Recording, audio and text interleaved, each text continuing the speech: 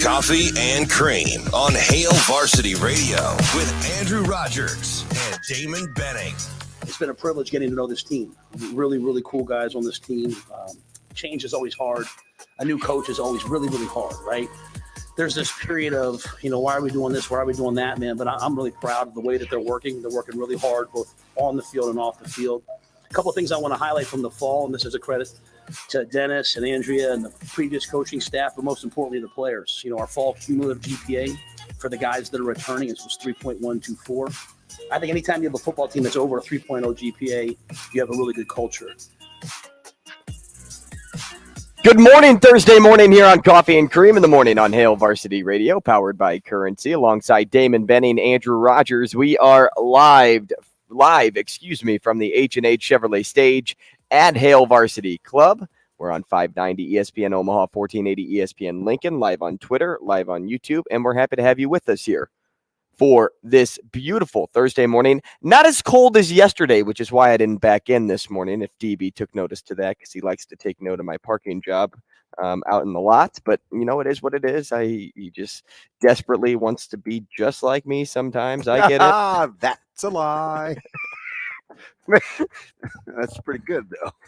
One of the things that I wake up thinking, man, I'd like to be just like Andrew Rogers. It doesn't shock me. No, I think from the sounds of it, I think I would take some of your mom's personality because she seems like she's pretty cool. And my mom is your mom. That's they why. They seem to have some similarities. And I think maybe on some days, because he seems like Captain Control, I think I want to be Barry Rogers. Stay in your lane. There it is. Right in my lane, man. I'll rock the boat. I'm going to try to do the right thing. Nah, man. But I'm a little bummed. The weather's going to warm up a smidge. I like winter. That does not bum me out one bit. I wouldn't say I like winter as much as I don't like the wet and the messiness of spring. So I don't know. What did the groundhog do today, Shane? Did Puxatani Peter or Phil or Paul? What's his name? I think it's Phil. Puxatani Phil. Did Phil see a shadow? Peter and Paul. Mary. What are we just saying? Bible names. That is weird, isn't it? Philip. Hey, so did he see a shadow? I don't know. Well, I don't really follow along with our groundhog friend. Does it work? When was the last time he saw his shadow? I have no idea. Or when he didn't see his shadow. It always seems like winter is but I never longer really got every it year down which is which. But anyway, if he saw his shadow or he didn't, I'm just hoping for 6 more weeks of at least cool weather. I'm on your page when you say you don't like the sloppiness of spring. It's not that deep. But I also think that's a carryover from winter, because when the snow melts, and this is why it's a problem. We both have dogs. The dogs go outside in the yard. For sure. How many times a day? 5, 3. 6. You're only a 3-time-a-dayer? Maybe 4.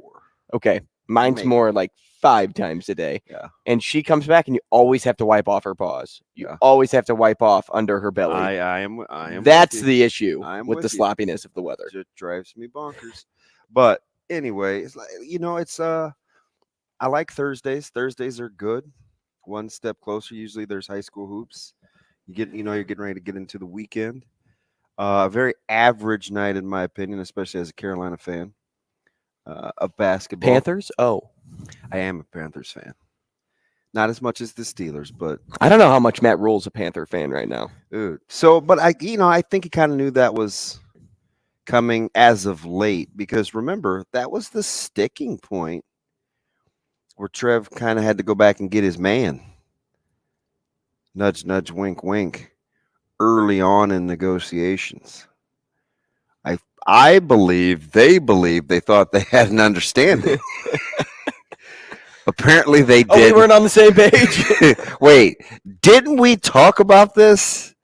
So now you get a lawsuit. But does it make you think differently of somebody that wants to go to work that didn't have to work?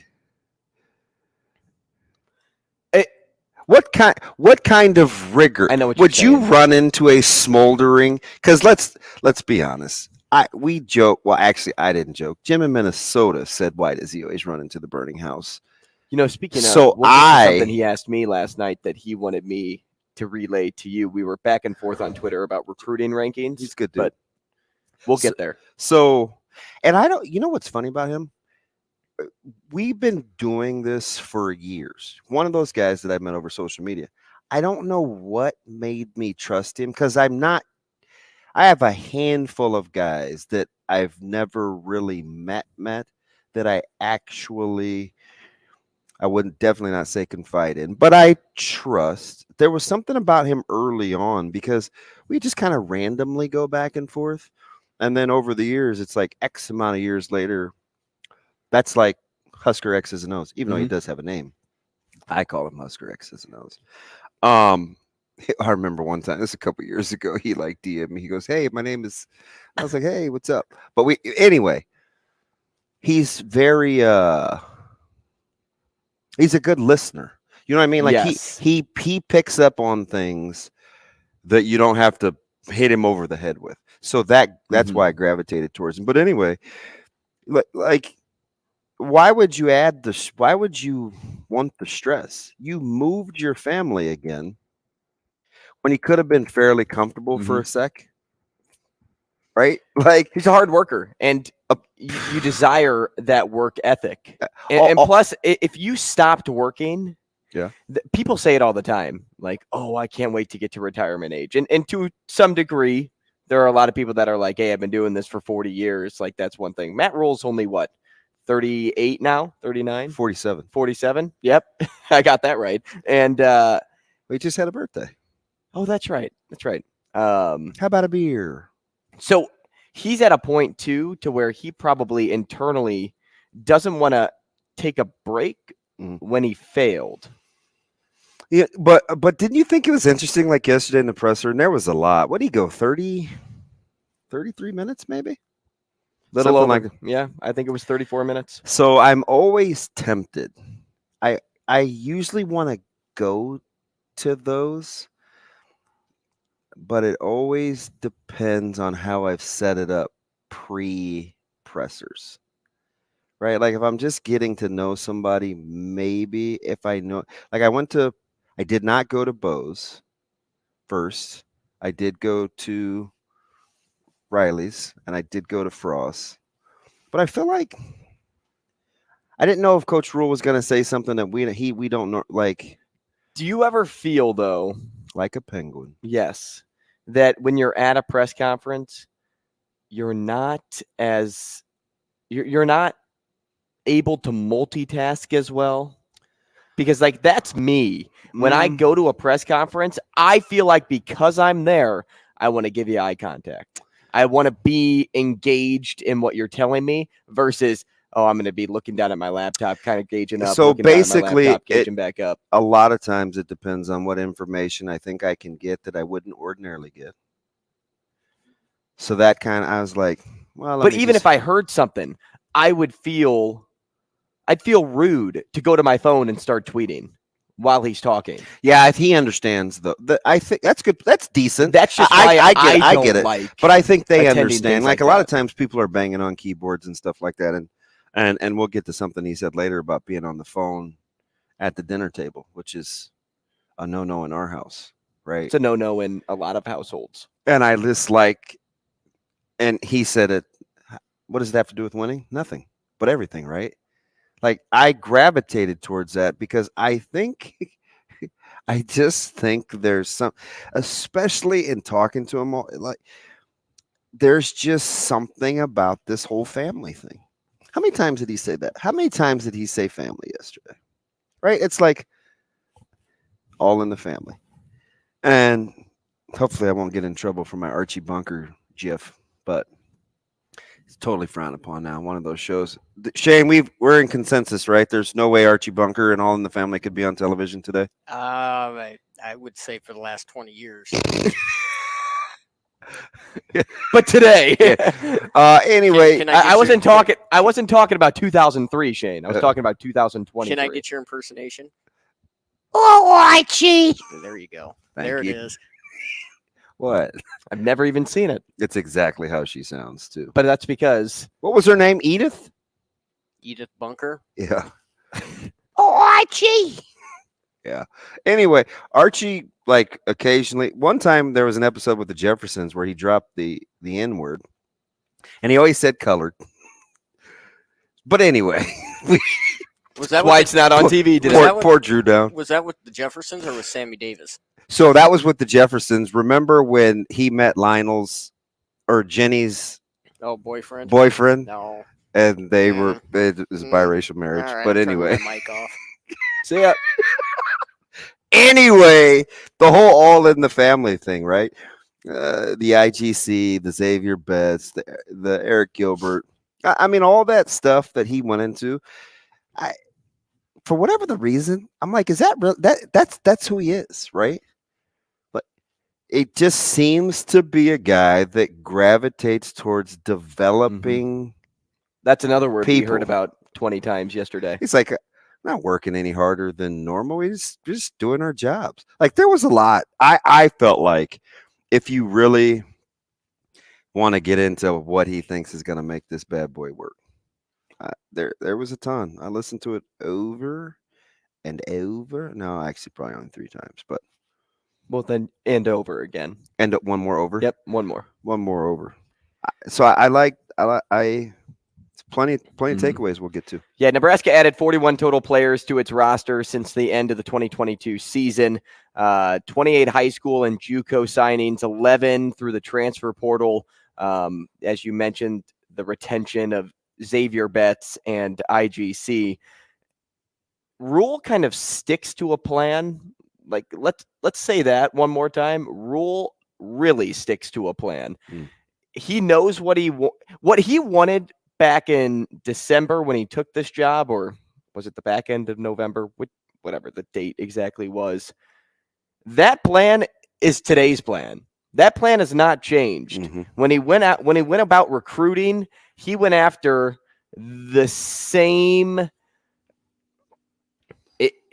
on his checklist, right? Up and down his list, he went after the same bullets. He wants somebody with speed. Mm-hmm. He wants somebody that can develop. He wants a young guy that he can help mature, which is another thing he mentioned when he furthered his development take yesterday. He wants kids that want to be here to learn the game too, because he wants to teach it. When he develops and he helps you mature as a player, you have to have that embedded in your brain that you are here to also learn to play the game. That's who he's surrounding you with. So with all of that being said, one of my favorite quotes that he had toward the back end of his presser was when he was talking about Smith Flores and Charles and them playing only 1 year of football. Right. And he said, want to recruit the top players in the country, but I also want to look at a guy's senior tape because guys are going to pop. You don't have to be perfect.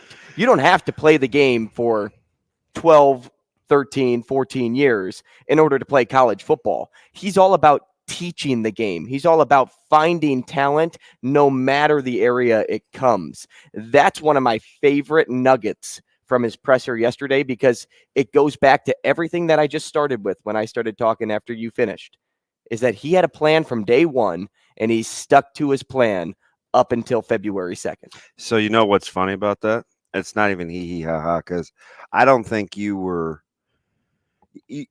even here yet.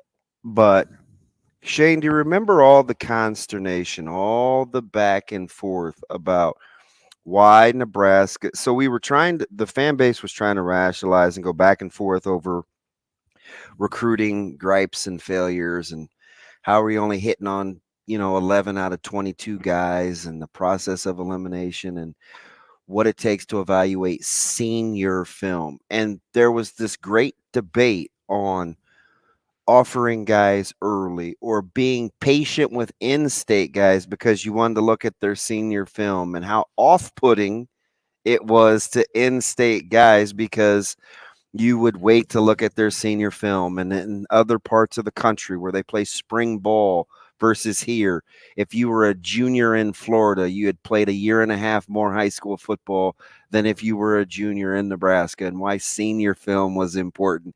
It's just crazy because Bo got killed for this. Bo would always talking about wanting to watch senior film, but he never maximized the scholarship limit, so people became upset. It wasn't pretty. But I got it though, because, and in full disclosure, I think I'm on record. Like I liked Bo, right? Like if I had, I liked Outside Bo. looking in, I liked Bo. So, it wasn't always popular to say then. It's become more popular to say now, Well, it's because Bo won games. He won games, but and he and I didn't always hit it off, but we hung in there, and then kind of came out of the other end. I feel like that wasn't just you. I think a lot of people hung in there. Some never came back around, and the thing that he and I had, some people don't come back from, but I gave it some time. Anyway, he was kind of maligned for that.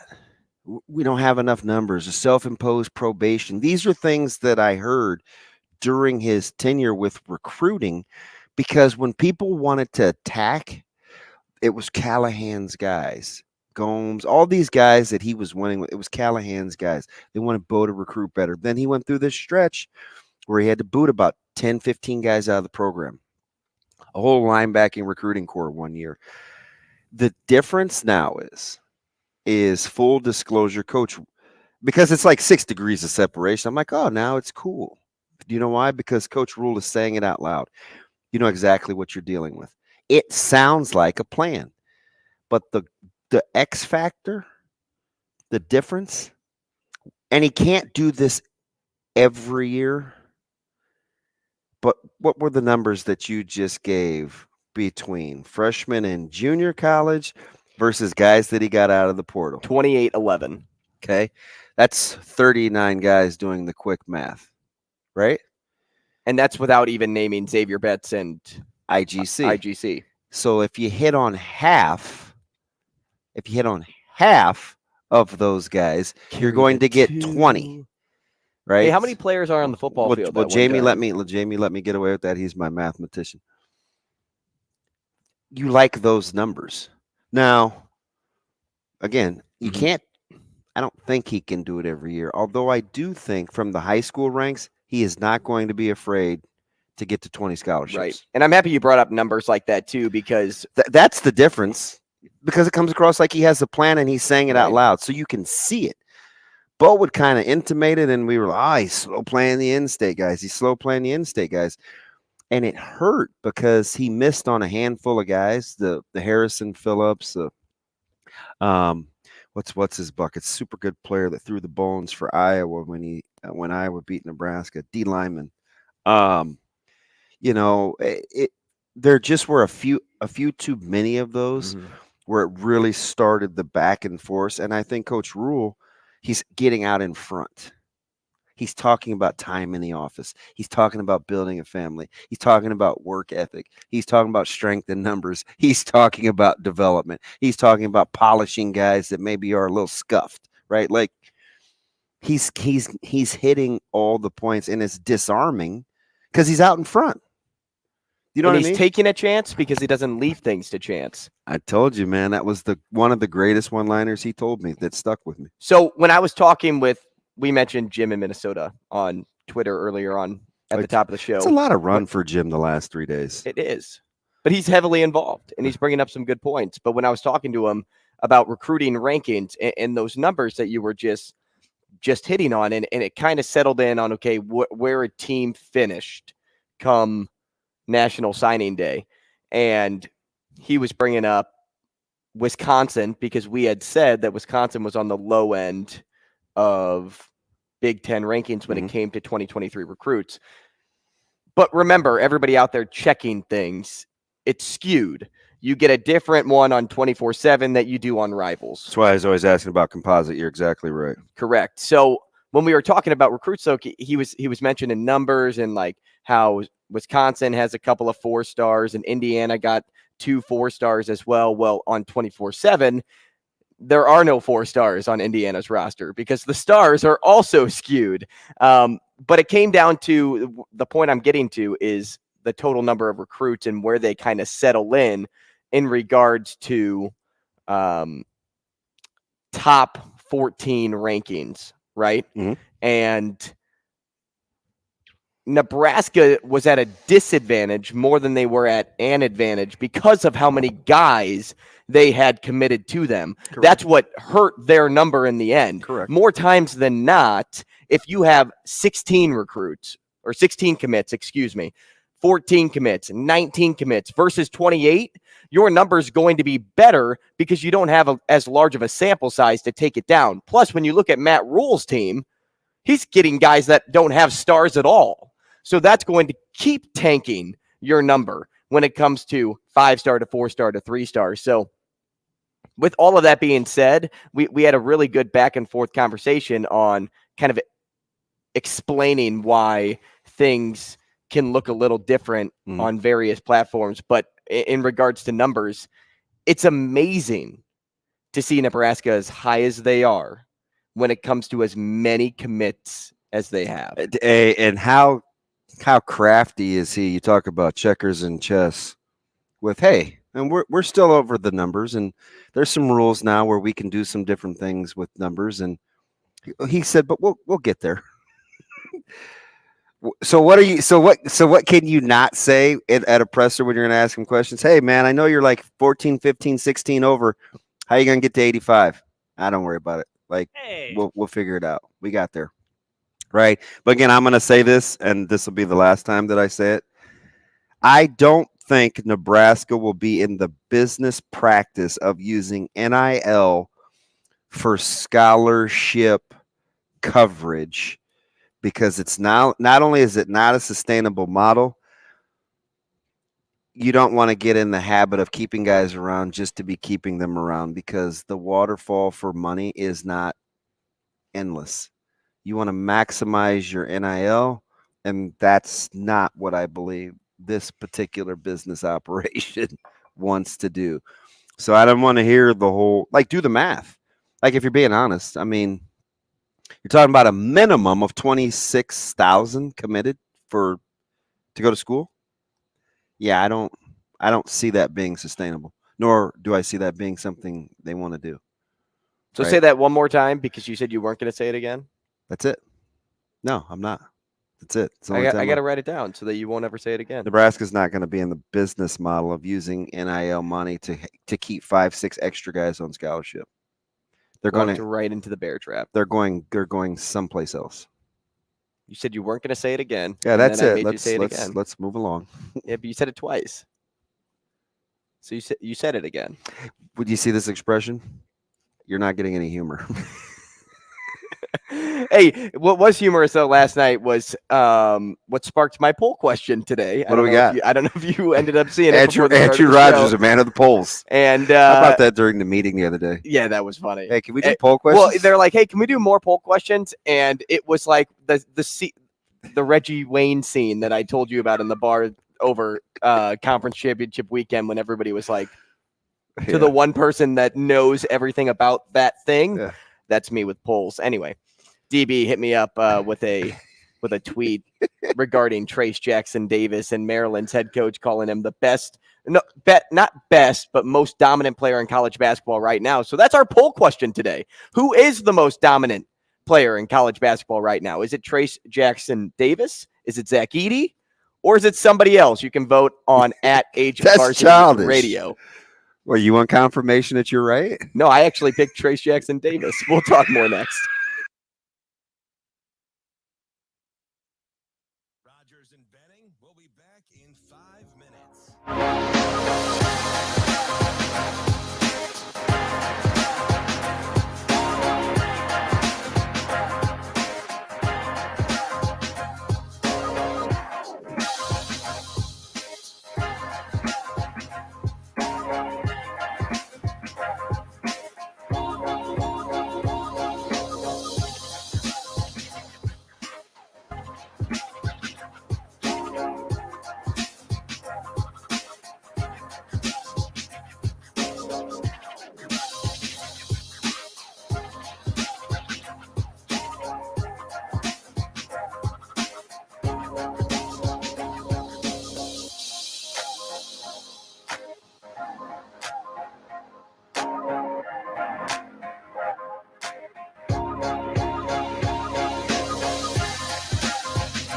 Rogers and Benning will be back in 4 minutes.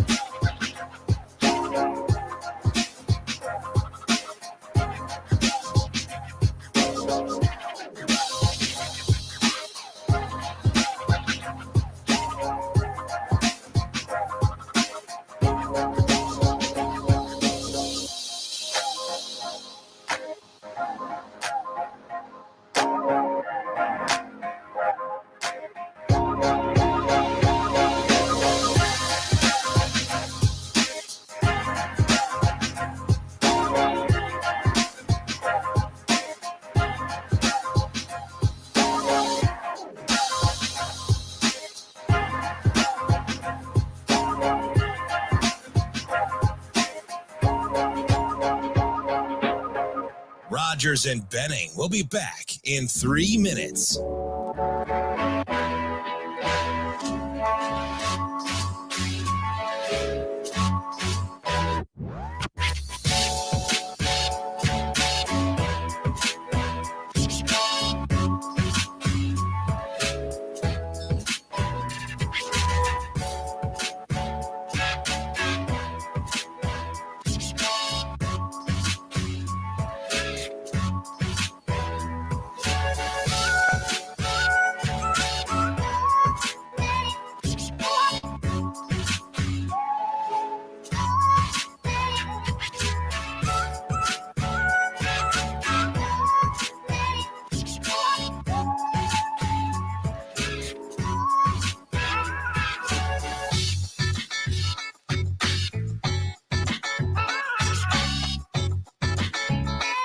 Rogers and Benning will be back in 2 minutes.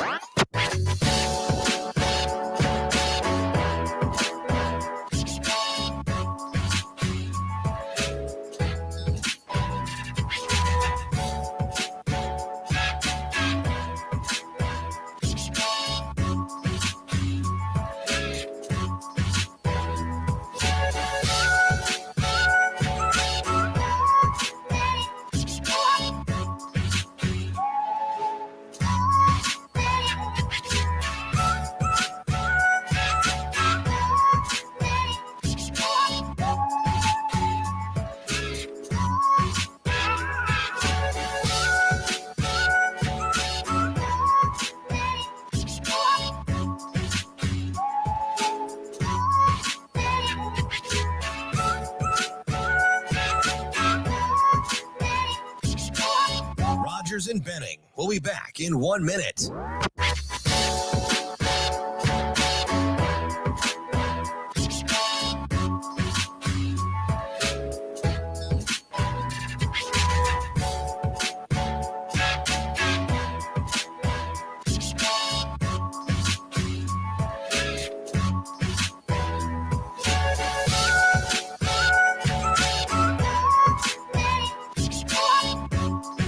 Rogers and Benning will be back in 30 seconds.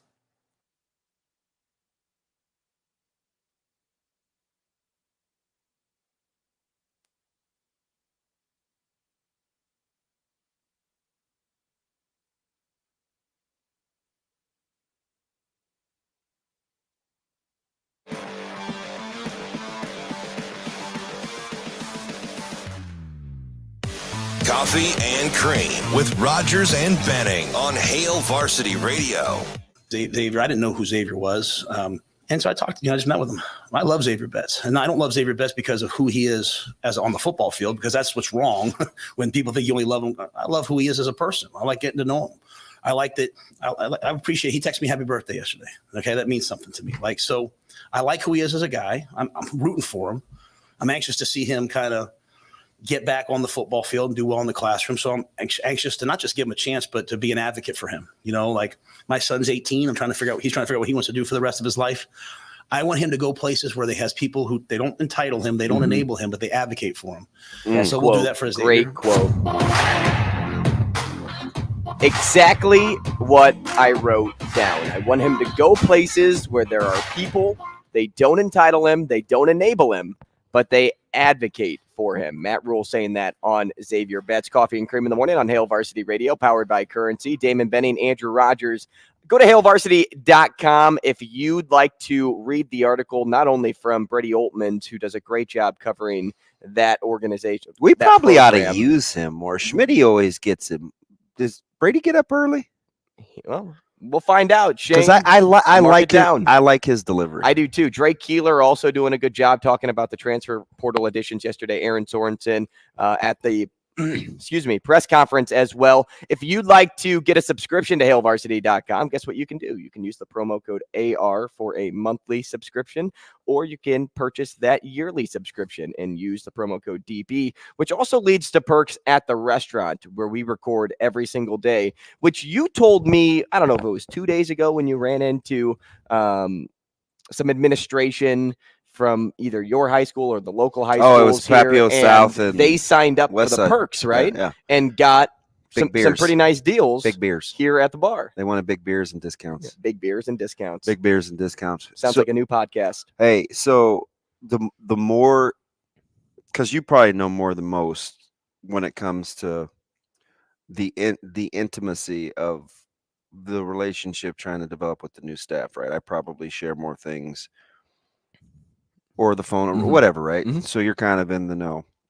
The more you listen to Coach Rhule, are you making the connection what floats my boat? Like, are you like, so for me, because I don't know Coach Rhule like you, I would say yes to your question, but I would further it by saying this. He's somebody that even listening to makes me like, I want to run through a brick wall for that guy. Like, no matter what he's telling me, this is what I'm doing when I'm listening to him. Yeah. Like, I'm nodding my head along. I'm buying into him, and I don't even know him. But it's because not only of his delivery, but his authenticity that I get from either stories from you or stories. I told you about the RG44 stories right? of recruits. How that thing came about. So it's like all of that wrapped up into one thing. That's why I relate to exactly what you just said about Matt Rhule. He's somebody that I am all in on. What he said is what you like want in your workplace. You don't want a place that's where you're gonna be entitled. You want an advocate. I think all people want in their job or in their relationships is somebody that's for them. Like I would always say, if I put your best interest at heart and you put my best interest at heart, there'll be no reason to be selfish. Right? Like if I try to view things through your prism in terms of at least a level of understanding, it's like you can find a way to figure it out. And so with Betts, and we sat on it forever just because nobody had made it official yet, but also didn't want to impact or influence any sort of decision or spark something that they didn't want leaked out yet. And so I think putting those parameters and guidelines in place, like I'm rooting for the kid. He said something that is there's probably there's a handful of people out there that I think know ZB like that. For Zave will go stretches without returning anything, not so much as a text, a call, whatever. For him to say happy birthday, that's very goes back to what when we talked to Anna yesterday. Very un-Betts-like. When she says, "Hey, Merry Christmas" to people or Happy Birthday to people, she keeps the relationship up to the standard it should be. But the contrary is what you just ended with there, is how it's not Xavier Betts-like. But because it's not what he's like, because it's something similar to somebody with a social personality, definitely got my attention. It gets your attention. Because he didn't even really know how to approach Coach Rhule at first. So you get the portal attention, whatever, right? Like people have their ways to try to get. He wants to be loved. He's a kid that wants. So to what be have loved. what have I always said about? This is kind of what we talked about with Anna. This is very pertinent to like an IGC, Hassan Reddick, Xavier Betts kind of deal. A lot of times when I said this yesterday, and I even knew better. It was instilled in me to think differently, but I didn't feel it, so I couldn't do what my parents were telling me to do. So I fought it. When your identity is wrapped up in something that isn't all you, but that's all people associate you with, it has weird effects on you. Right? It can wear on you. It's like, hey, but I like this, or hey, this is what I really like to do, or how come every time you see me, this is all you talk about? Or if I didn't do this, would we still be cool? Could I still come to your house? Could I still say hello to your daughter? Right? Like, those are the things that I think people think about that they go through. And for Z, he said, when Coach Rhule said, I like him as a person, if he's being sincere and if he's being authentic, which I have no reason to believe he's not, Z's got a chance. I didn't need to hear anything else. I like him as a person.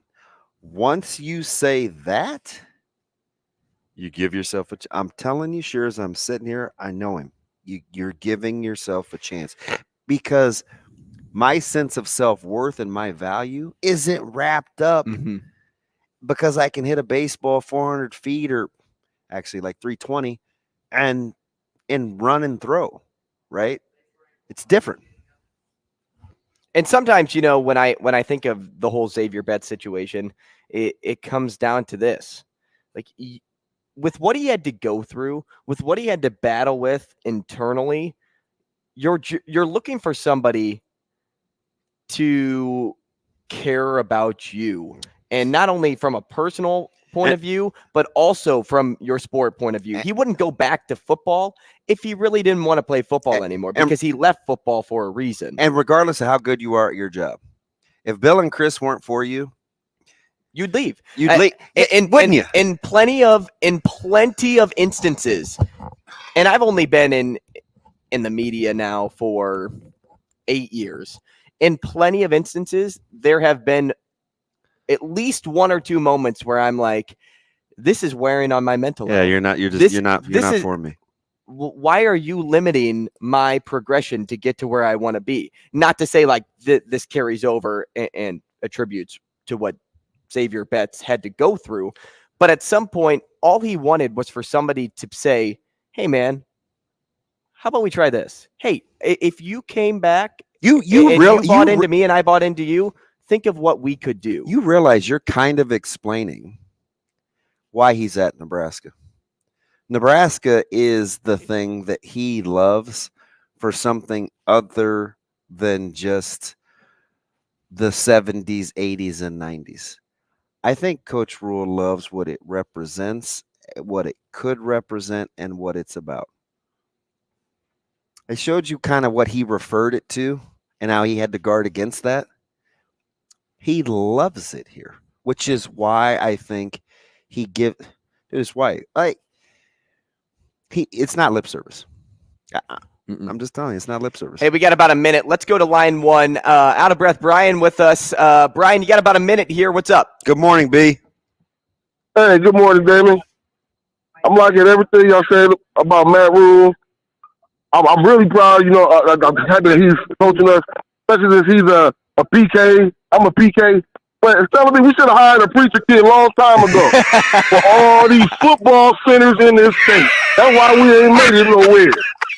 Right? Y'all need some football Holy Ghost. Y'all got Matt Rhule right there. Step to the tabernacle, put your belief right here in Rhule. We're going to be all right. It sounds like the new age Tom Osborne to me. Hallelujah. It's crazy, man. That's what it sounds like. I'm glad he's going to hold people. It's uncanny. Brian, appreciate the call. I just hope it means wins. And you know what? That's what it boils down to. Gosh. Come August. Yeah. We're going to talk to Brandon Vogel next. More on this and just a lot more to get to on the show. I'll tell you all that coming your way.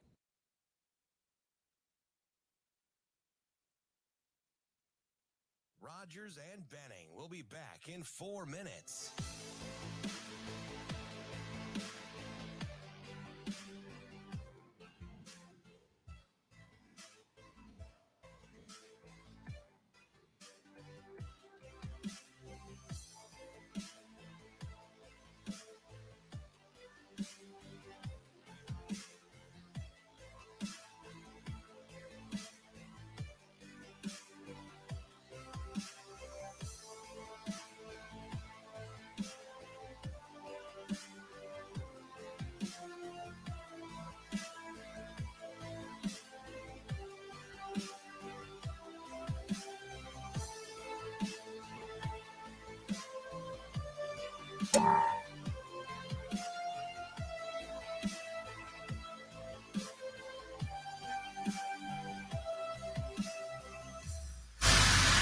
Rogers and Benning will be back in 3 minutes.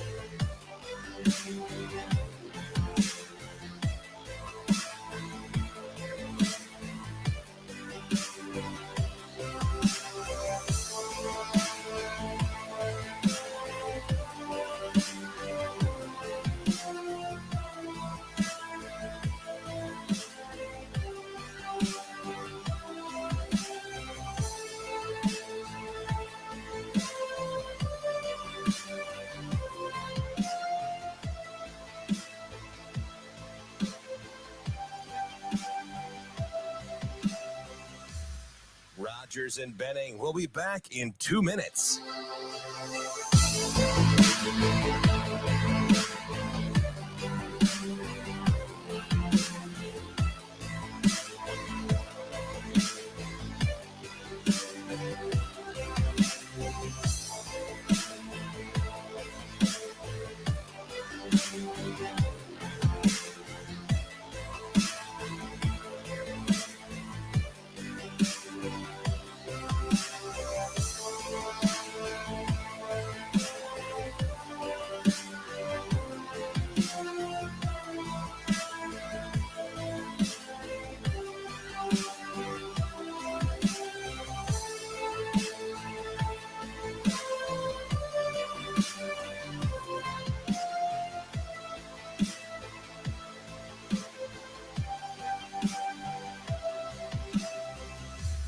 Rogers and Benning will be back in 1 minute.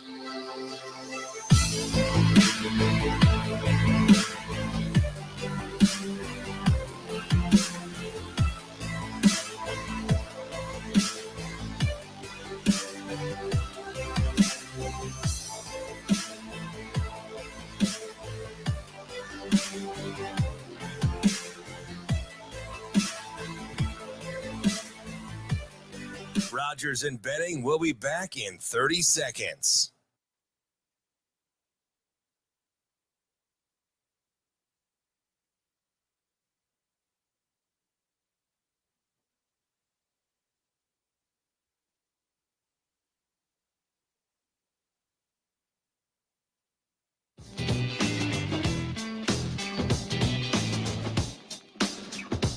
Coffee and Cream with Rogers and Benning on Hail Varsity Radio.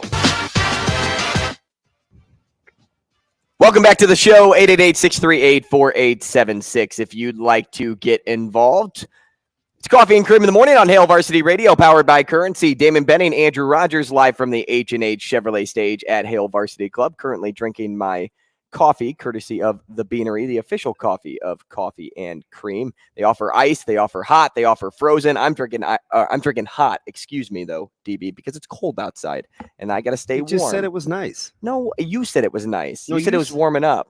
You did. You said on this. Oh, it's nicer than yesterday. Oh, yeah. It's all relative, right? Well, it's still cold. It's still under 32 degrees. So did you just only warm it up a couple of degrees, or just stop it? No, I got the same. It's the same temperature as it was yesterday. I think we got one. They roast their own coffee. They're locally owned and operated. They have 4 locations in Gretna, Papillion, Ashland, and the new location, which they just opened in October, which is off 168th and Giles. Go to the Beanery, get yourself a cup of hot Joe today. Is that what you got? It is right here in here. Smells good too. A little French vanilla action. I should send my buddy there and tell him to see if he can make up his own Hot John, because he likes another Hot place. John or Hot Joe? He likes another place in town. Oh, but his name yeah, is John. And I'm going to tell him, hey, you need to be going to the Beanery. The Beanery can make you a Hot John. You just call it something else. Mm-hmm. Like, always leave the plastic on my rear windshield wiper, John, because it's always on his rear windshield wiper. I have no idea why he does that, but whatever. Do you think Brandon Vogel does that? Let's bring him in right now. No. Hey, Vogt, No. welcome to the show. Do you leave plastic on your rear windshield wiper? No, I don't. On my current car, I don't have a rear windshield wiper, but that would definitely not be something I would do. I mean, generally, we got to get all the protective packaging off of things. That's kind of my approach to life. Same. Baby, I know we have limited time, but I have to ask you this because I forgot what the reason is. Why do they put that on the rear windshield wiper again? Do you know? Great question. I can't say I know. Somebody told me once and I forgot. Shane, do you know? They're used to prevent the spinning bristles of the automatic brushes from getting caught in the wiper mechanicals. Oh. Yeah, that's too advanced. That definition's too advanced for me. Speaking of advanced and that voice, Brandon Vogel, you're perfect. Do you remember, or is this revisionist history? Remember Coach P. Pelini and wanting to evaluate senior tape, Nebraska fans thinking that they didn't value in-state guys because he said he wanted to evaluate senior tape. It was coupled with the fact he was carrying in the mid-70s in terms of scholarship guys. How that kind of worked against him over time, right? If you were in the other camp, it was, those are Callahan's guys. And so that became a sticking point. But since this new staff has been here, we've heard big numbers, giving themselves a chance for a success rate. We're still needing to evaluate senior film, but we're going to give ourselves margin for error. Is that the difference in sentiment? Or is it because we haven't seen them play a game yet and we're excited? I think it might be mostly the latter. And Matt Rhule, so far it is his press conferences are fun, laid back. He's kind of got this get the doc drop ready, Shane. He's got this kind of no big deal vibe to him throughout, and it's fun because yes, they haven't played a game yet, but I remember very well. I think all of the Big Ten media days that I attended where Pelini was still Nebraska's coach, that would come up, wanting to watch senior film. And back then you could do it. You only had the February signing day, but it always made people, I think, a little bit nervous because you're watching Nebraska would be into December and maybe ranked like 8th in the Big Ten in the team recruiting rankings. And then they'd end up about 4th, which is where they tend to end up because they would go on a strong close because that was how Pelini preferred to do it. But you're always walking this line of like, oh, are they just waiting for the season to get over to really get started here? Whether that was true or not, I do definitely remember that kind of being the perception. Vogel, what was your biggest takeaway from that press conference? The story of DeAndre Barnes, I thought was really, really interesting. I think on a broader level, and and Rhule talked about this a little bit, but it wasn't really anything he said. But just kind of thinking about this class and what it'd be, they're going to bring in with transfers and not even factoring walk-ons into it yet. Almost 40 guys, I think 39 new players. And you think about that, and I think Rhule said at some point, since taking the Nebraska job, that first Baylor team, they had like 47, 48 scholarship players. They're bringing in 39 new players just to get this thing started. And you look at Colorado, I think Colorado's up over 40. It's crazy. I mean, how do you project that Colorado-Nebraska game next September, which maybe nobody's that interested in doing quite yet, when they both brought in almost 40 new players each? It's just a different era. I think Rhule did note like they were able to see senior film with just the timing of things this year.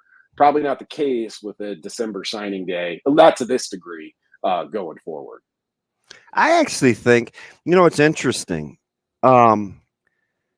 because I would consider you extremely bright.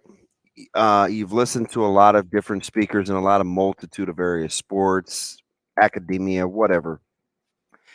Do you find yourself falling victim to when messages are that disarming? Like they take away your normal ammo and they keep you at bay because he's already divulging the counterpoints, i.e., the numbers, hitting on 50%, the senior eval.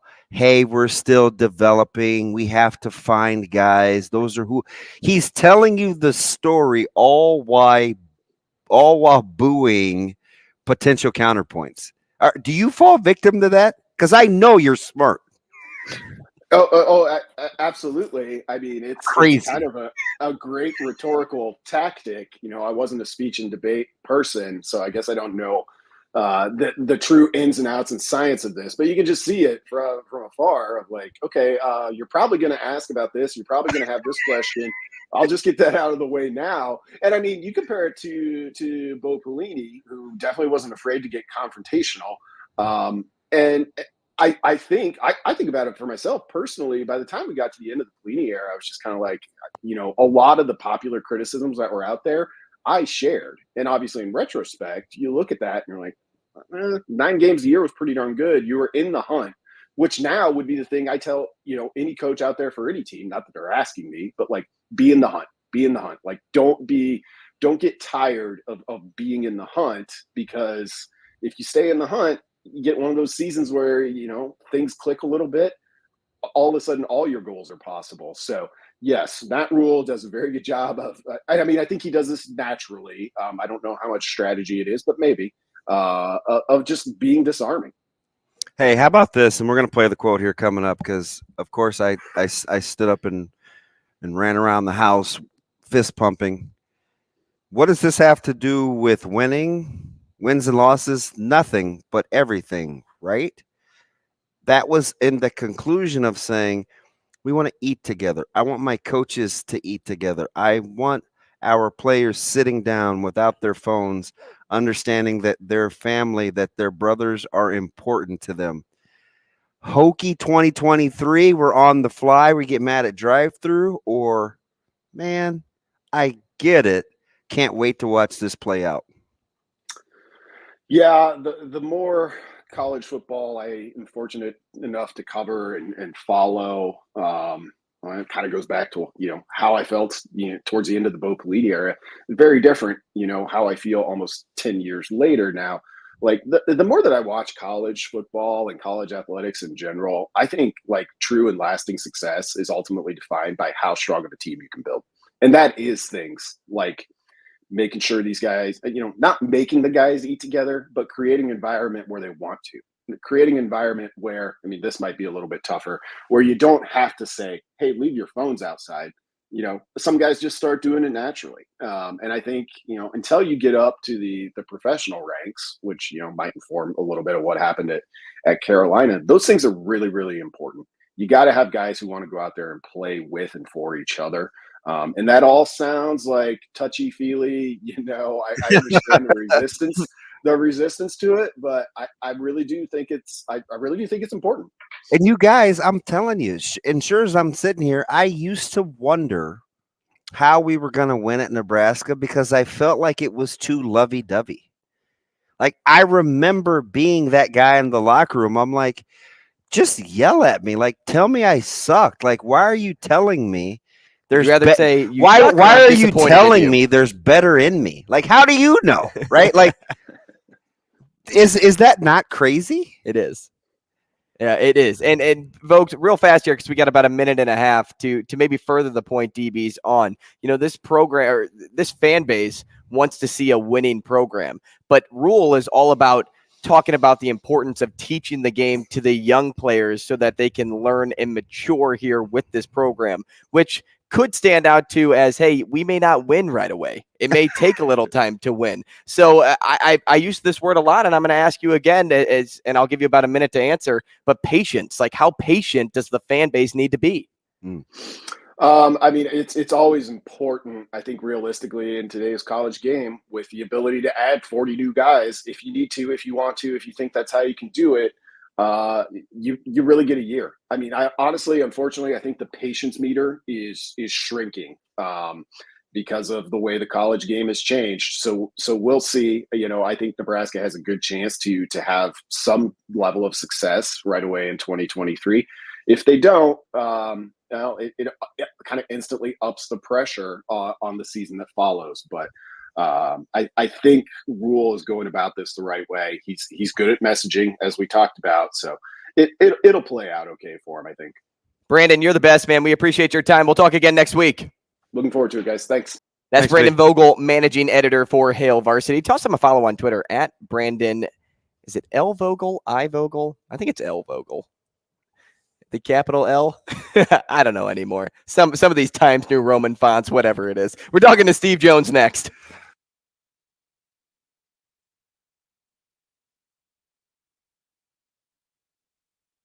Rogers and Benning will be back in 4 minutes.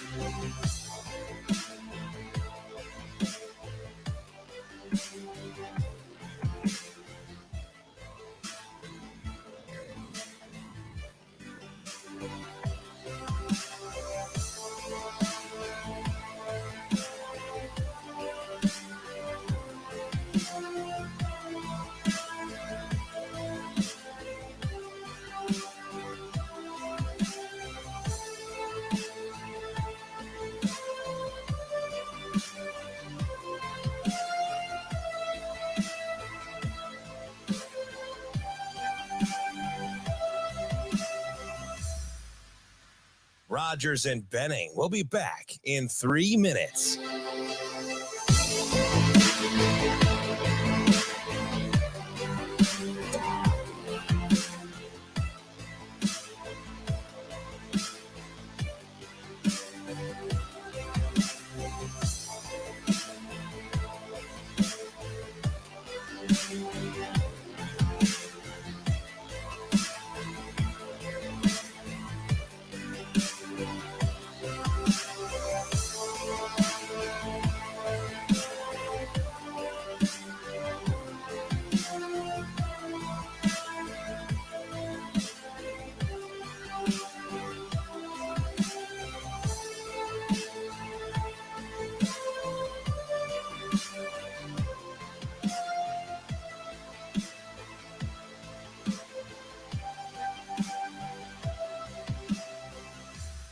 Rogers and Benning will be back in 2 minutes.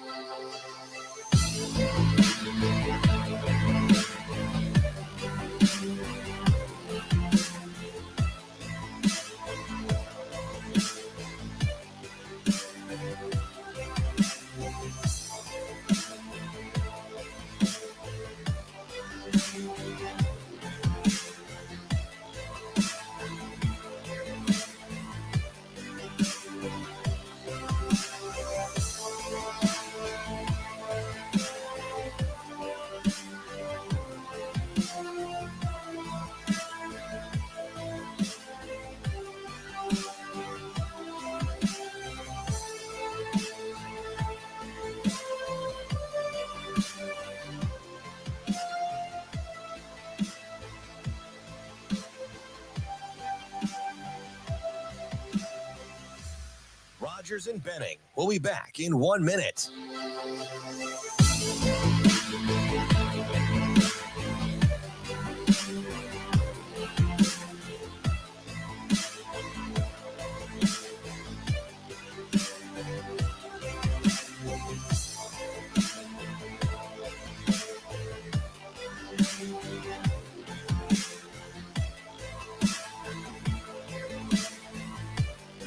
Rogers and Benning will be back in 30 seconds.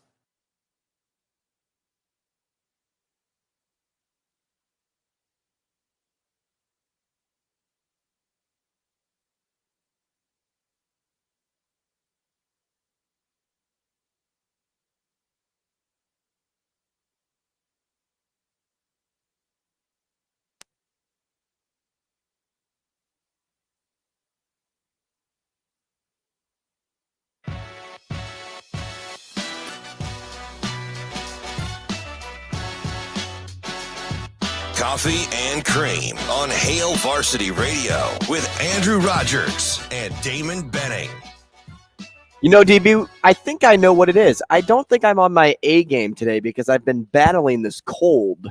That's going around. I've had a stuffy nose. I've had a dry throat, which if you hear me cough on the show, which I have already done this morning, that's the reason why. That's what we've got to get. We've got to get one of those cough buttons. So it's coughing and cream.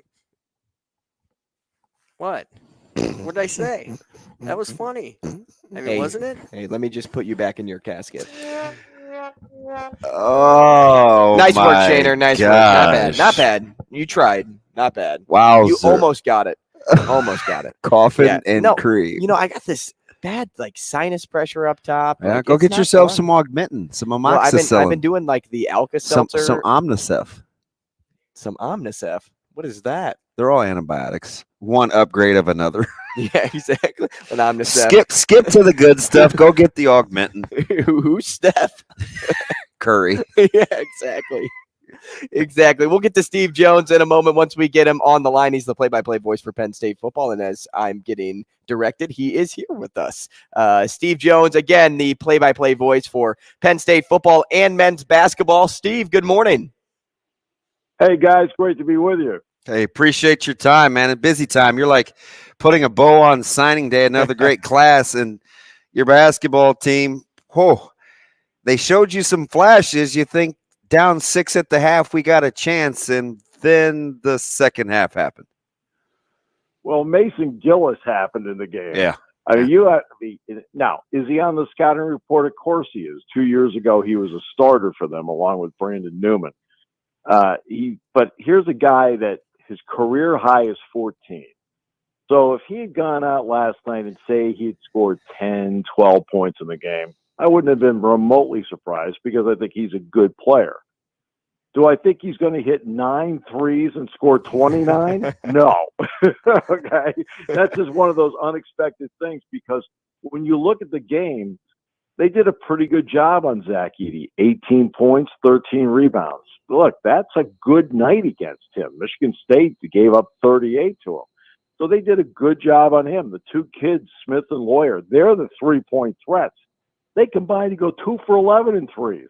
Now, if you tell me Edey's going to have 18 and 13 and Lawyer and Smith are going to go 2 for 11 in threes, I'm looking around saying, they got a real chance. Yeah, W.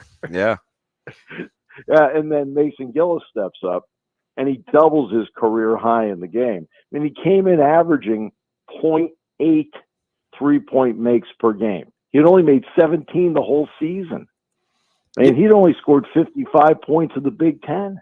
He just had a phenomenal night, and sometimes that happens. Go ahead. When you're looking at a guy like Pickett, senior, I get it, mature, savvy, all those nice adjectives. But when you look at his efficiency, shooting the basketball, given what he does and where those shots come from, you're missing a ton if you're just looking at box scores with what he's able to do, aren't we? Well, no question. That's why I give the Wooden Award people a lot of credit because I've been a Wooden Award voter for 37 years. And for the first time in my life, I got an email this week that had a Penn State name on it. Yep, I looked he at just got added.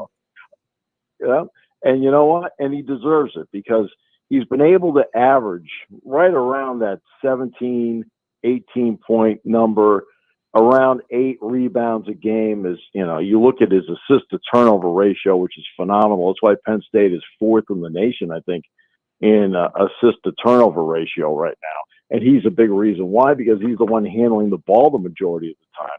He's also become a really good defender. And I asked Micah Shrewsbury last night in the pregame, when you recruited him, what kind of player did you think you were getting, and what kind of player do you have now? And he said, when I got him, I thought we were going to get a good point guard that was really going to help Penn State.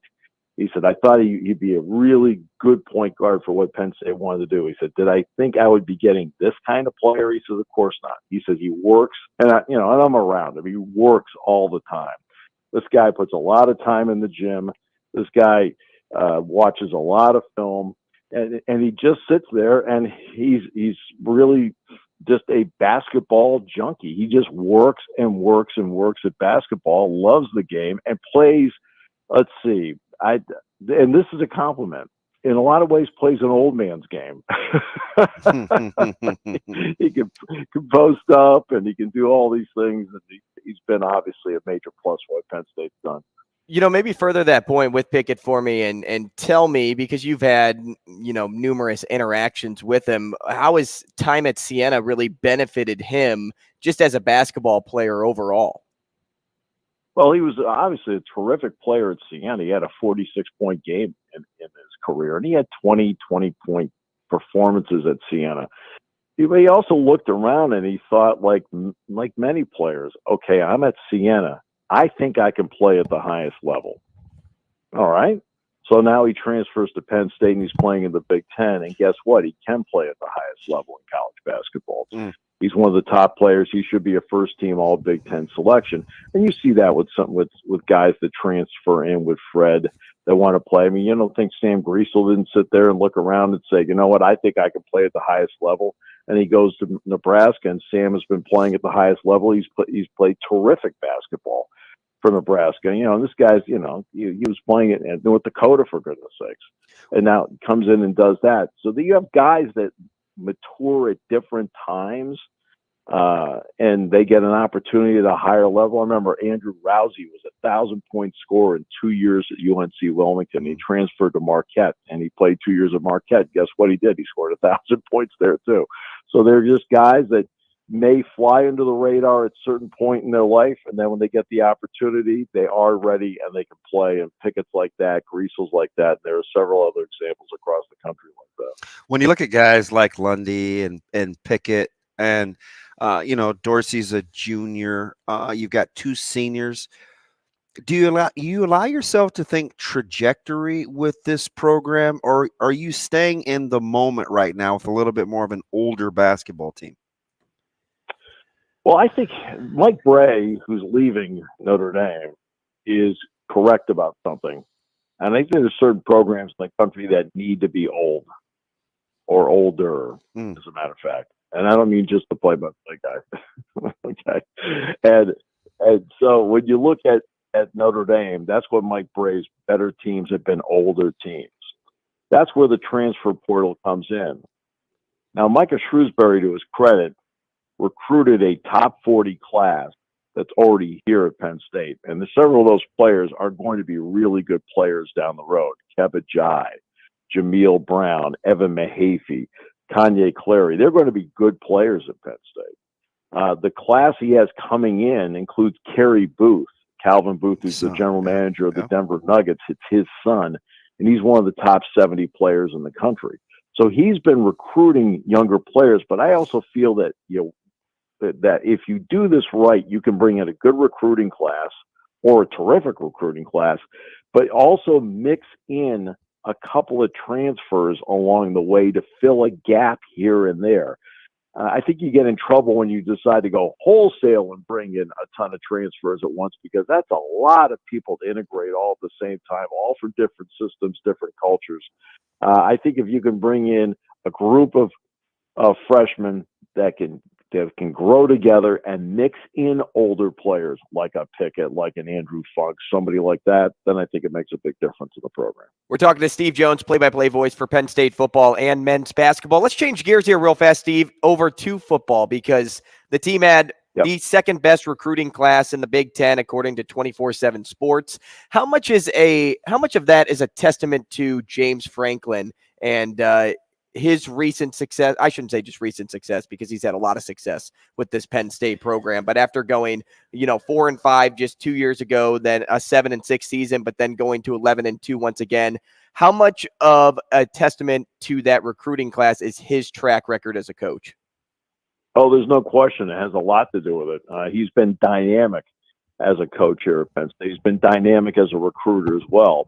I also think getting out of COVID was a big plus for Penn State, because they were trying to recruit on Zoom and so forth. But once they get them to campus, and once that opened up, I don't think it's any coincidence that on June 1st, 2022 or 2021, June 1st, 2021, when the doors were open on campuses, Penn State was able to get back to recruiting the way they recruited before and use their on-campus recruiting formula that they like to work with and get them on campus, see the place, get them, seeing all the facilities, being a part of what goes on around here.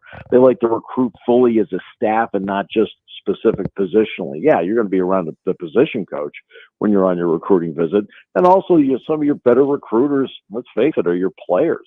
And they make a big difference in all that. So they've been able now to go back to back since that door opened on June 1st, 2021, they've gone back to back and they've stacked 2 classes together. And now they're in the process of stacking a third. And I think when the door opened after COVID, that brought Penn State recruiting back to where it was from 16 through 19. Steve, let me get you out of here on this.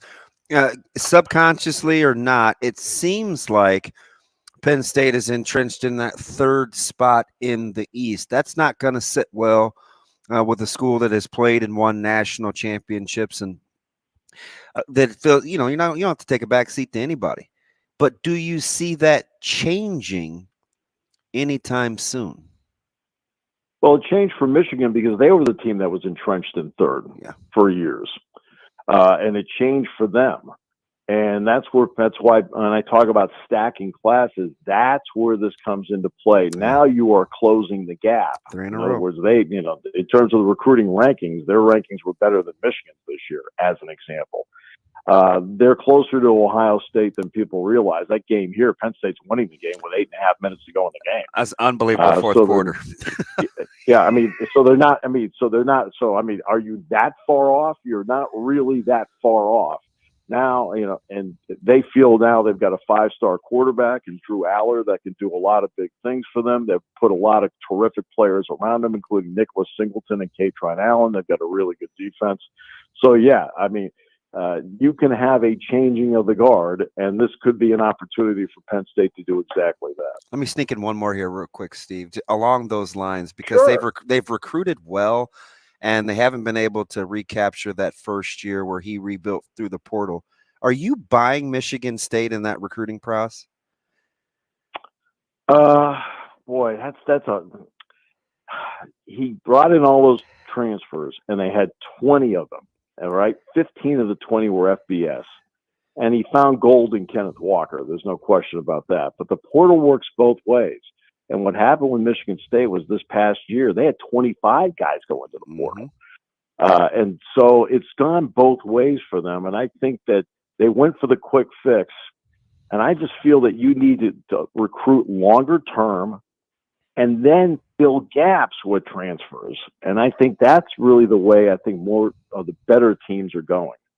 Well, once we get out of divisions, this is going to be fascinating.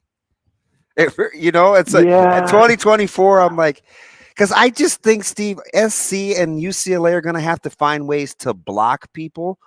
And the folks that have recruited well, you hit the number 3. 3 good classes in a row gives you a chance to be really relevant. And that didn't seem very confident from Steve there. He said, yeah. Well, it does.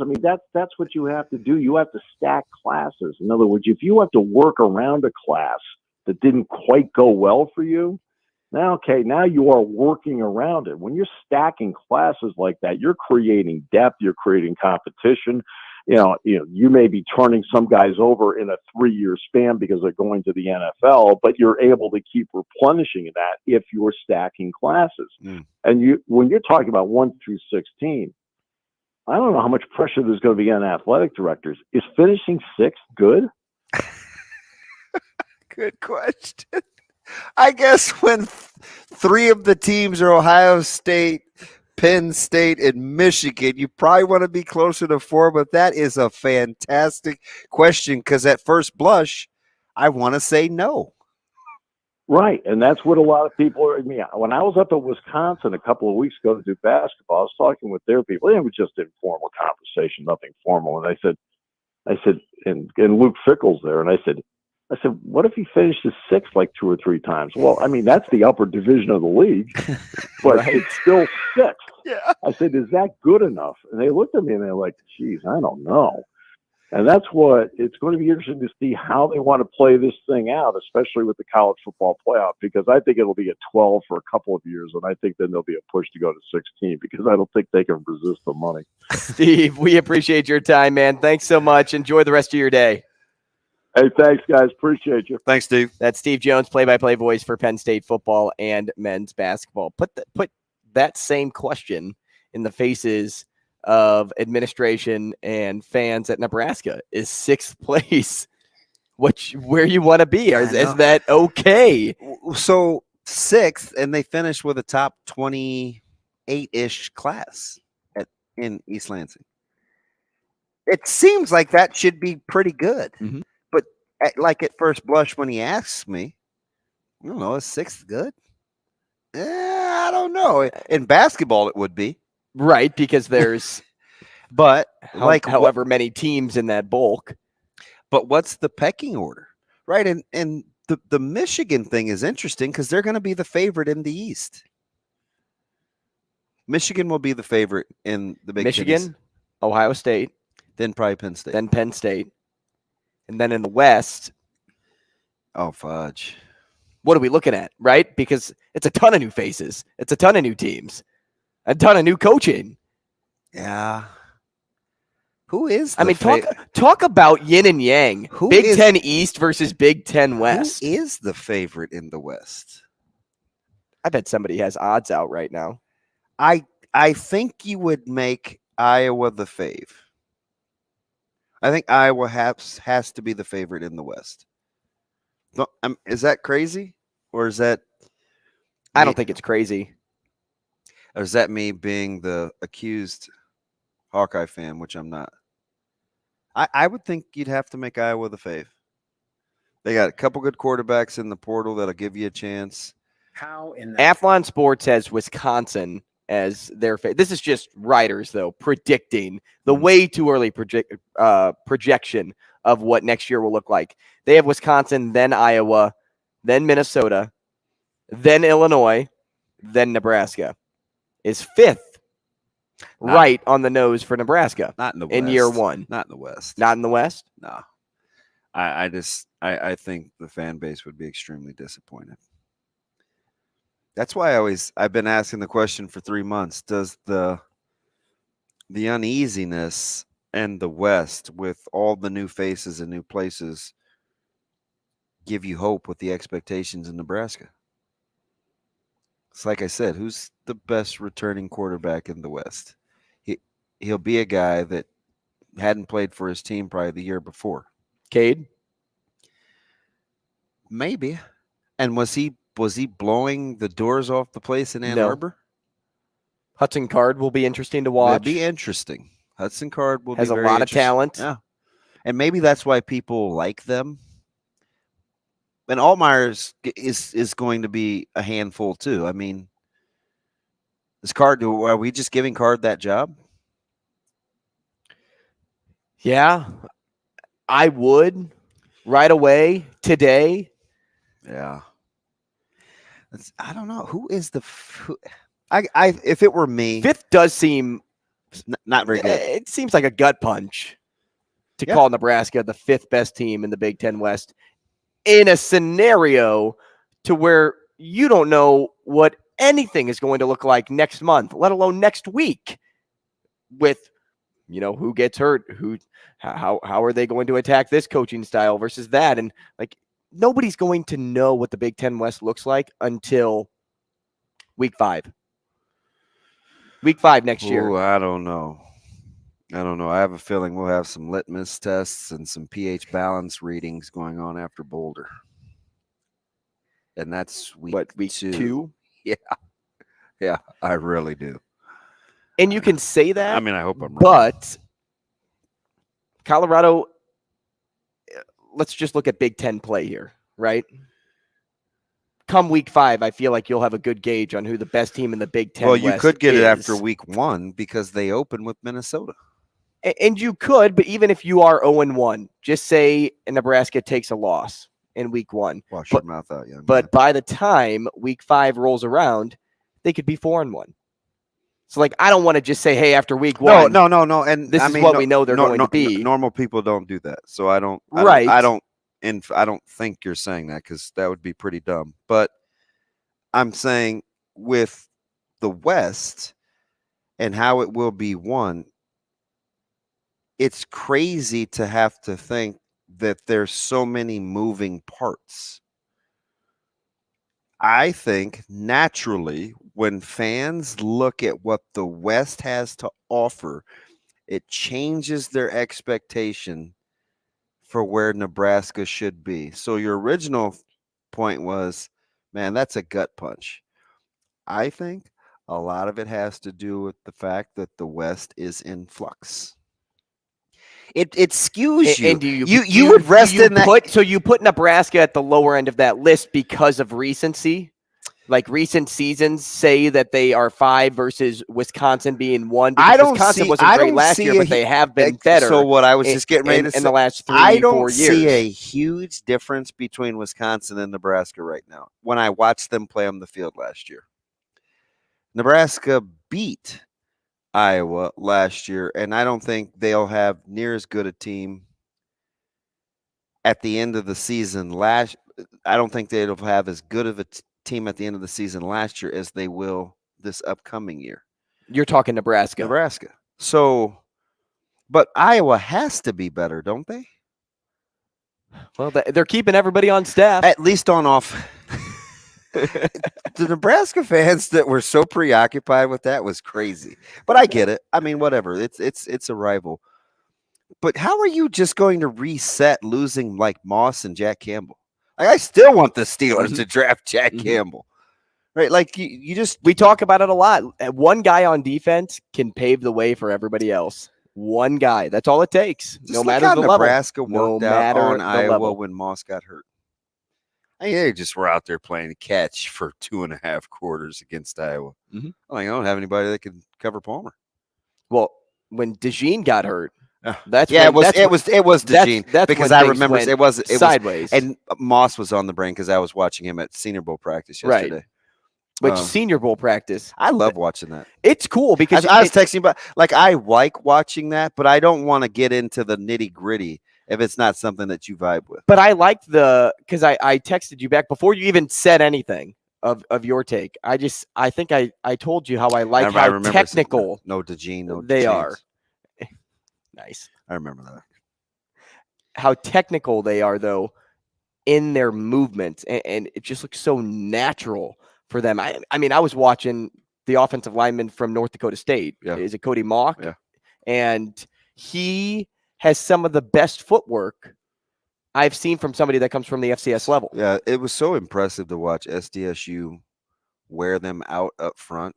And South Dakota State was the best team against the run in FCS. Because when you watch North Dakota State move, and I think I tweeted something out when they were playing each other with some of the line schemes that NDSU was using offensively, I'm like, there's a lot going on for both these. Like, this is good, high caliber quality football. So it doesn't surprise me that you liked him because they are well coached up front. And then defensively, we just got done talking about Wisconsin. How about Keanu Benton? Yeah. Hey, listen, that dude. I mean, I felt like I should have got off the radio network during that Wisconsin-Nebraska game because I was falling in love with Benton. He was so good. It was unbelievable. We'll talk more Husker football, senior day football, and a little Creighton basketball next. Rogers and Benning will be back in 5 minutes.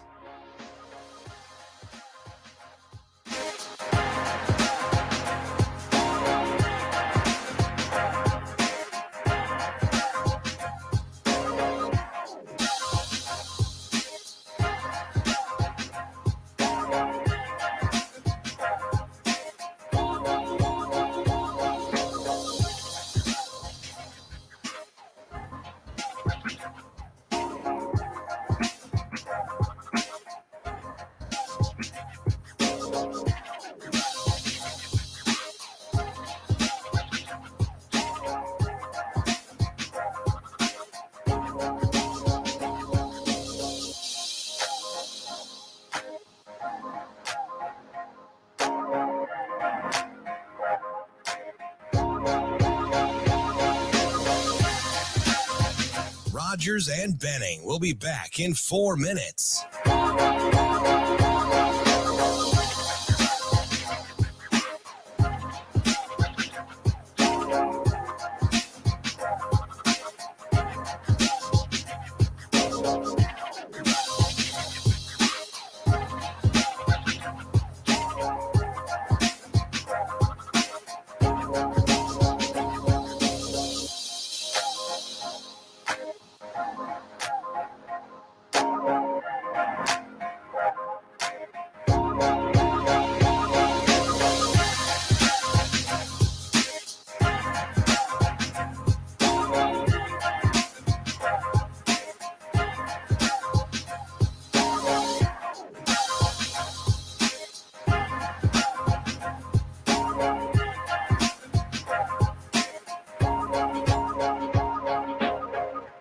Rogers and Benning will be back in 3 minutes.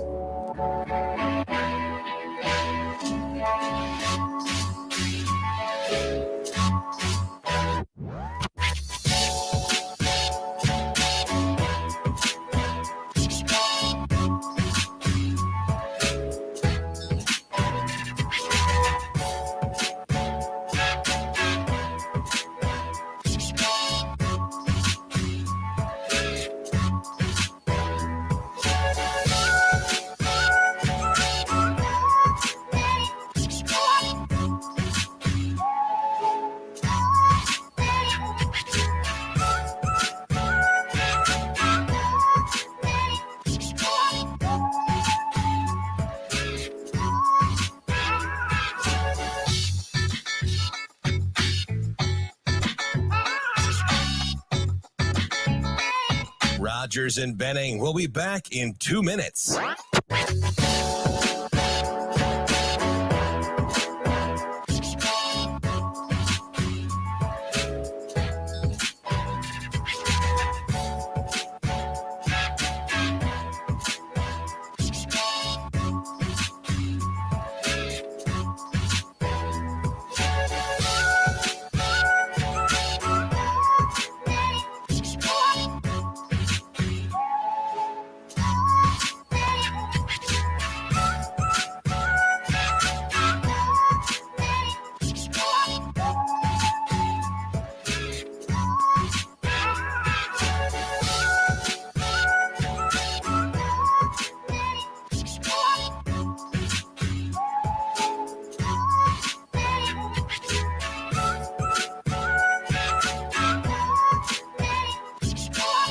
Rogers and Benning will be back in 1 minute.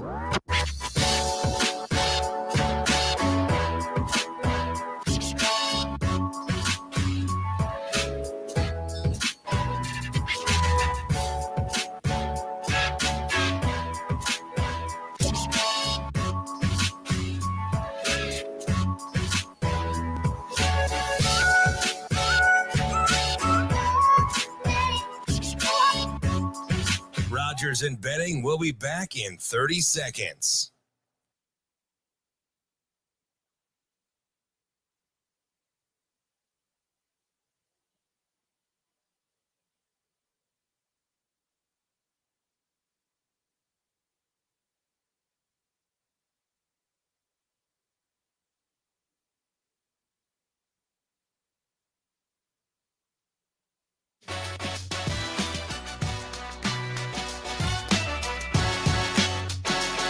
Coffee and Cream with Rogers and Benning on Hail Varsity Radio. I want everyone in our organization, on our staff, to understand that family is, for us, family is not blood. It's the decisions we make every day to protect each other and to push each other and to advocate for each other. And so it can be little things. It's Terrence Knighton's son, Jameer, has his first 8th grade basketball game, and I show up to cheer him on, right? Because, I want him to know, hey, Jameer, thank you for moving across the country. The impact of this is an unbelievable opportunity, but the sacrifice of our spouses and the sacrifice of our kids is my kids just moved 3 years ago, and now they got to turn around and move again. And even though they're coming to a wonderful place, it's still hard on kids. So when my coaches see my kids and they hug them like they're their own, A, I think that has a great impact on our players, but B, we become like family. And so I really mean it when I say that I want our players to say their lives are better for having been there. But I also want all the coaches who coach for me to say the same thing. You know what? Working for Coach Rhule was working for Matt was a great time in my life, and my life is better for that. And that includes their families too. So we work really hard. We're really honest with each other. It's not easy. It's not easy. The camera's killing me. Sorry. It's not easy to work here. The standards are high. You guys have done a really nice job making a big deal about Ed going around. And I think Ed's doing what we've always done. Going to 8 schools a day in the state of Nebraska is the bare minimum. We're not doing something special. We're not oh, wow, look how hard they work. We're just doing our jobs. We're showing up and doing our jobs. Stopping at a high school and them having a cup of coffee, and the special education, special needs students are giving away coffee and taking a picture with them. That's called being hardworking. And the people of Nebraska work way harder than us. That I know. I've been to some small towns.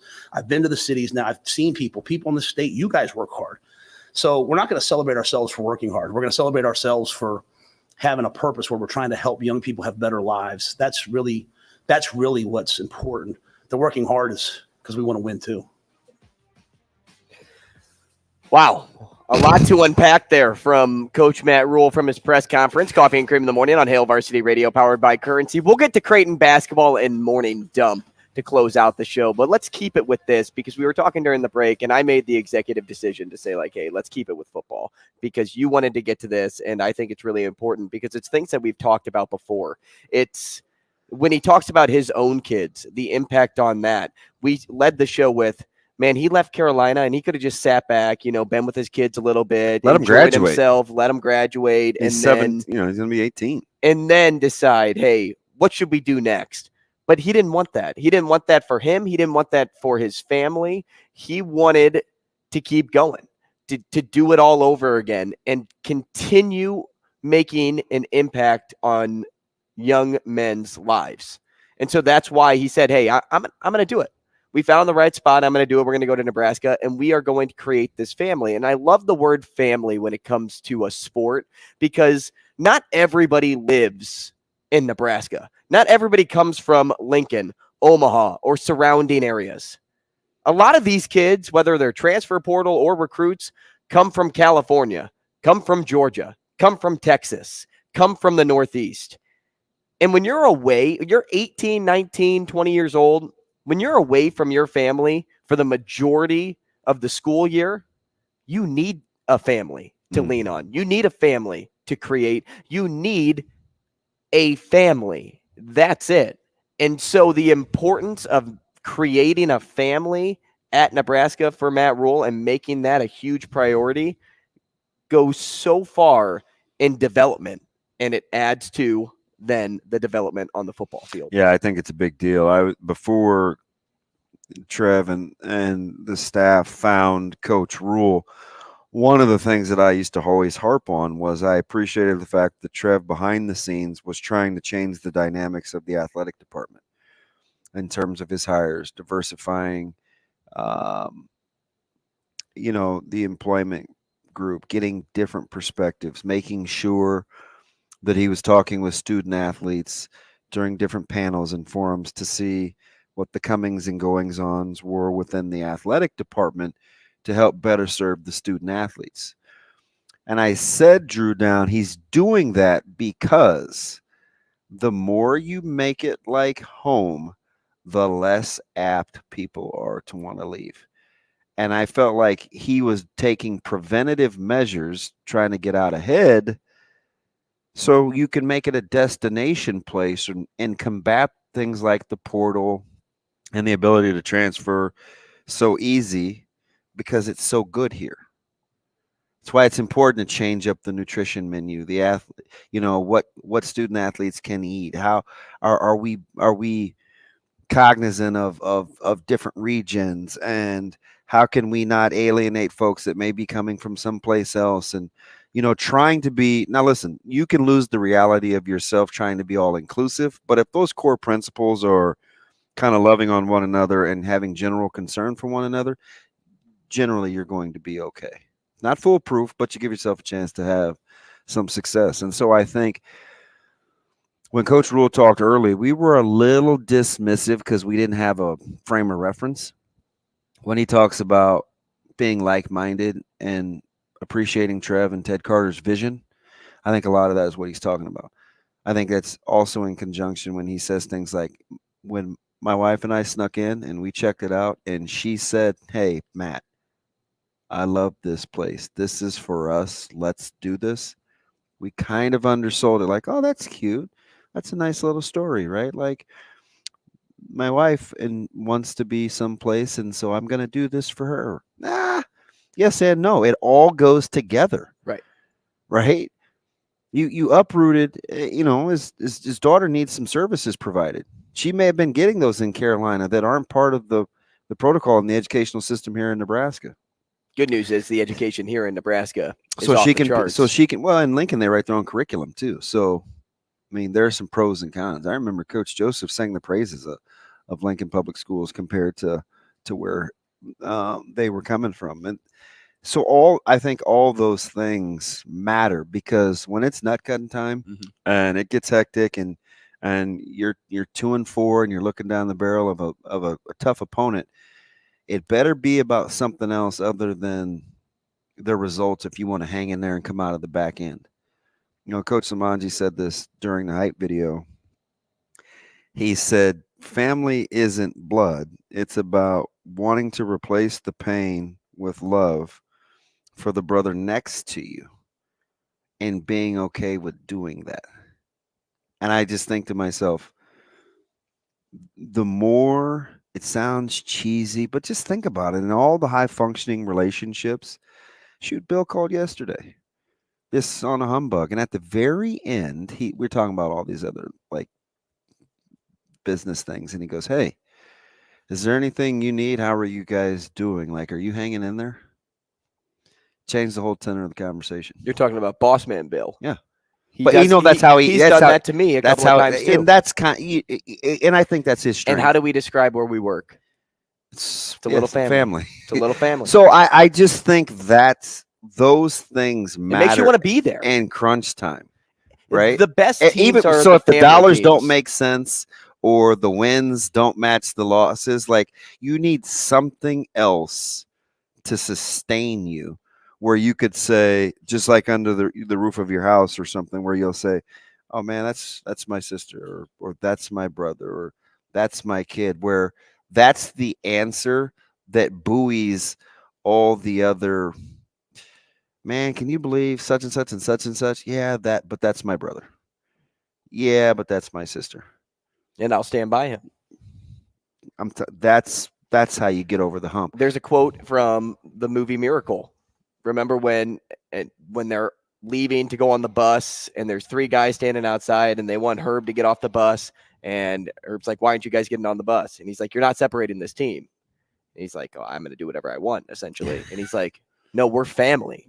And like, that's the buy-in that he wanted to get out of his team. I'm not just basing it off of this movie, but other coaches that have similar buy-ins like that produce the best teams. Yeah, there's zero question in my mind.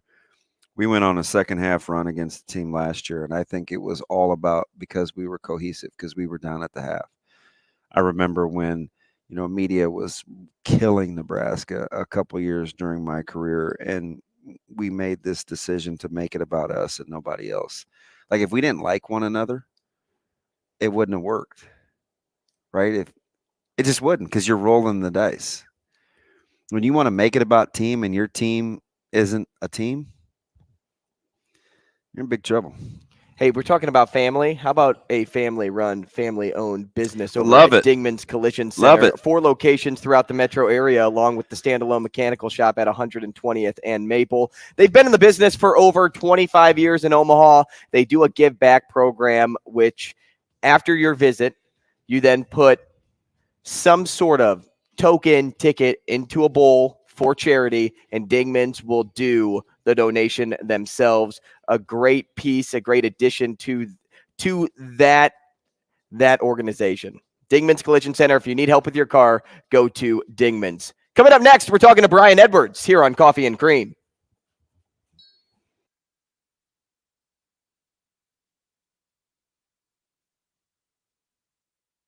Rogers and Benning will be back in 4 minutes.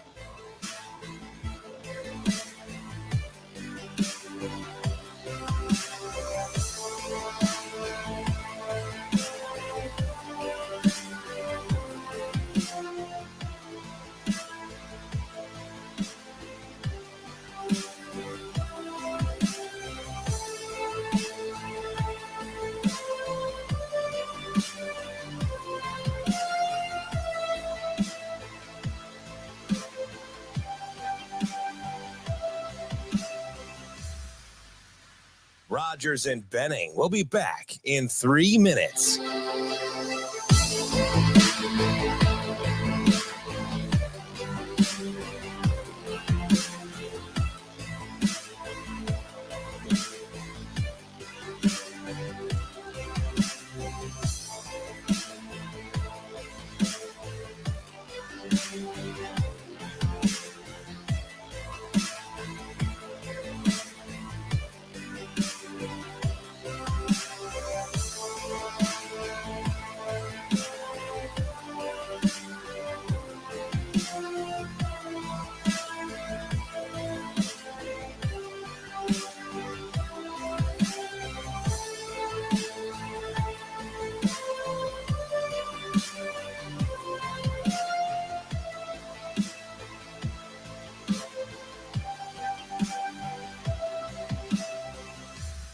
Rogers and Benning will be back in 2 minutes.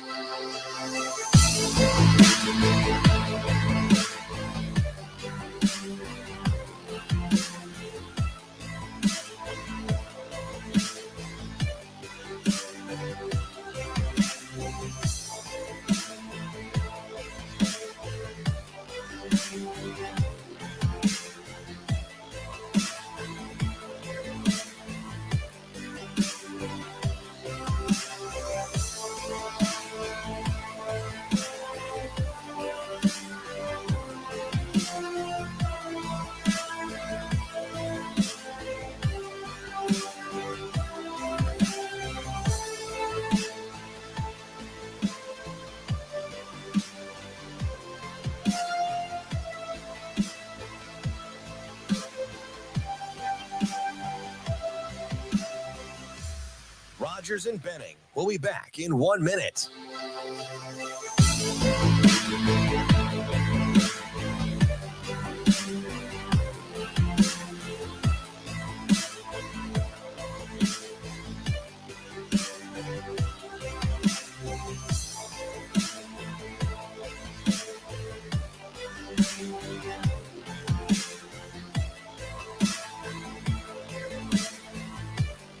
Rogers and Benning will be back in 30 seconds.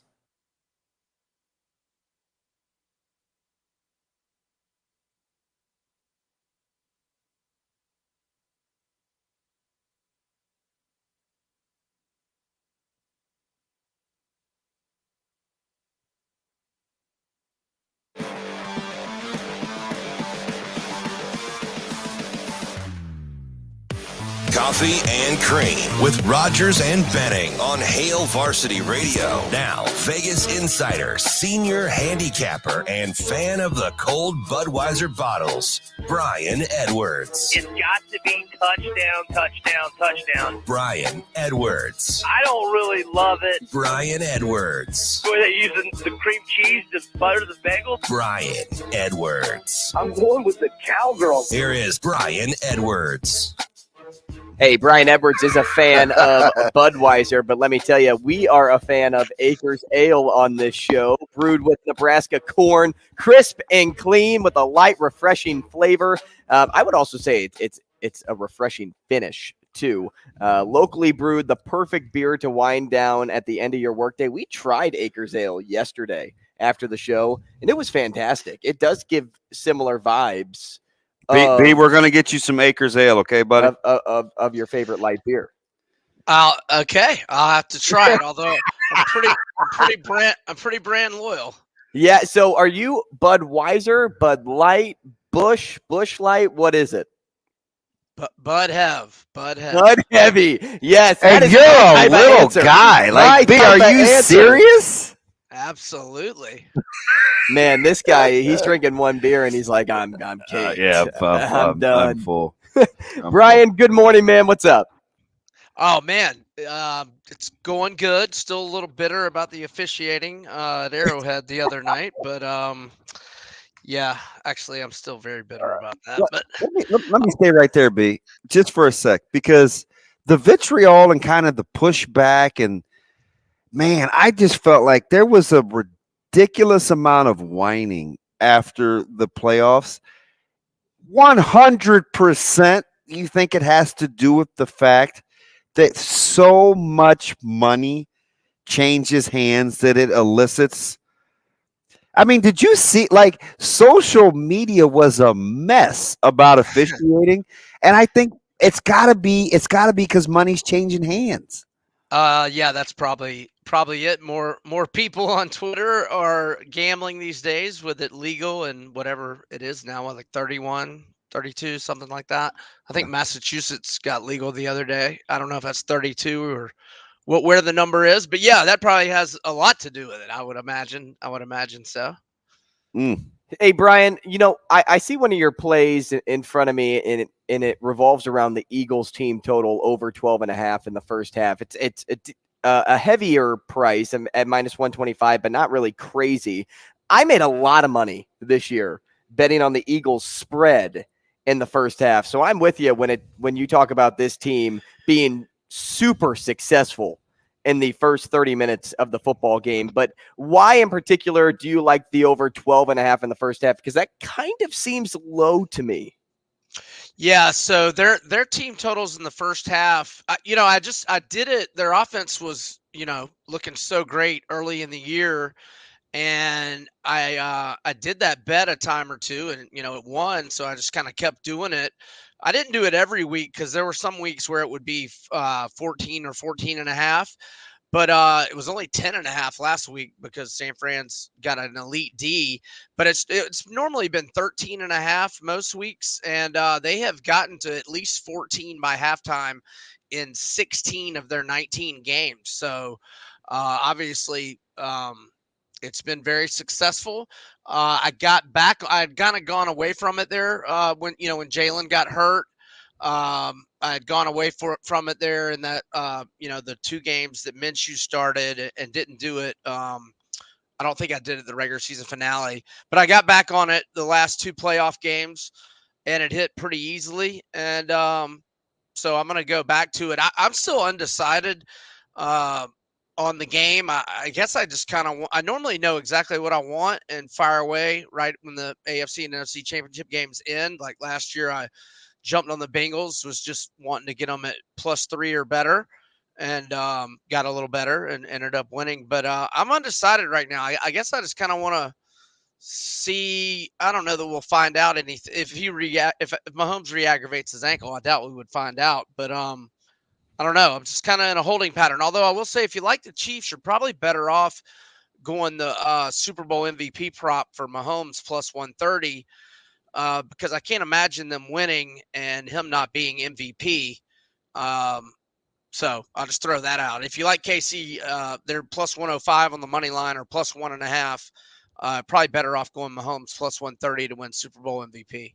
So that's interesting because I think one of the cool things about you is, for as much as this business is made you think just the opposite. Like I like how you're always about value, right? It's like, okay, if you're going to play the +105, why not just play the +130 and get the bigger plus money? But if it's not Mahomes, and I was telling Andrew this before we got you on the show every week, I said, you have this knack for being a good Super Bowl prop guy. You did say that. Because you've had some really good years hitting some long odds. What do you look for? Yeah, so I had the Devin Hester first touchdown at 25-1 odds. I had Brandon LaFell first touchdown 18-1 odds. That was one of the New England Giants Super Bowls. I had Anquan Bolden 12-1 in the San Fran Baltimore one. Yeah. I just kind of like to. Well, last year I got on Evan McPherson's points. It was only I think it was 6.5. And you remember how he had been money the whole playoffs. And I just, and I think he got, I think it went over maybe in the third quarter or if not sooner. But no sweat. I just look for and so I'll sometimes do it for MVP, and I did it Evan McPherson for MVP last year. And if they would have gotten another first down and he had drilled like a 55-yarder to force OT and then hit another one in OT, he might have gotten it. I'm talking about the Rams game last year.